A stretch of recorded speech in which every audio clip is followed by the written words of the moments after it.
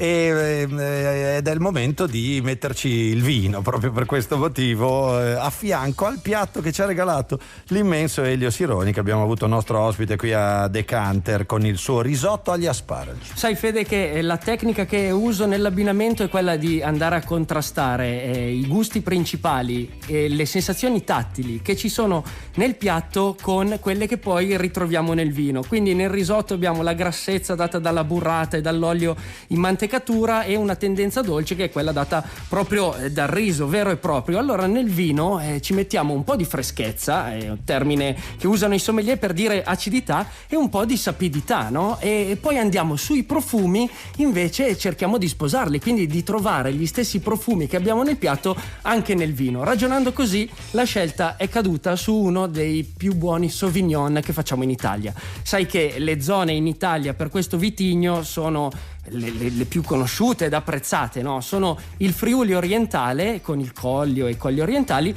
e l'Alto Adige. Questa sera andiamo in Alto Adige e ci mettiamo un bel Fogler, Sauvignon Blanc. Fogler vuol dire focolare, è il nome di questo vigneto terrazzato dove si pratica la viticoltura eroica, e questo è un vino fantastico, cresce sul suolo calcareo delle Dolomiti, quindi poi ha una bella mineralità, una bella freschezza in bocca, e poi gli aromi del Sauvignon Blanc, che è un'uva semi-aromatica, sono quelli un po' verdi, no? Che ricordano il sedano, ricordano anche le erbe aromatiche, il timo. Visto che c'è il basilico nel piatto, chiude con un po' di mandorla dolce, e poi, visto che nei climi freddi tira fuori quei profumi tropicali di frutto della passione, secondo me questo abbinamento funziona proprio bene. Va bene, Fogler si chiama. Poi tra l'altro l'asparago ha quell'effetto collaterale che conosciamo tutti, che lo ritrovi anche nel Sauvignon. Sì, se ci pensi, quel profumino lì che poi ritrovi il giorno dopo quando ti svegli la mattina, ecco, lo ritrovi nel vino perché è tipicamente del Sauvignon. Sai che adesso c'è un altro termine per descriverlo, no? Prima veniva chiamato pipì di gatto, adesso per essere un po' più eleganti lo chiamano bosso. Vabbè, il bosso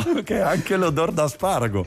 Va bene, vabbè, è un abbinamento direi perfetto, ci sta da Dio, perché questo piatto che potete ritrovare nel nostro sito, che è decanter.rai.it, insieme a tantissimi altri facilmente replicabile, poi vuole anche l'abbinamento idoneo. Andrea Amadei ne va a scovare di ogni.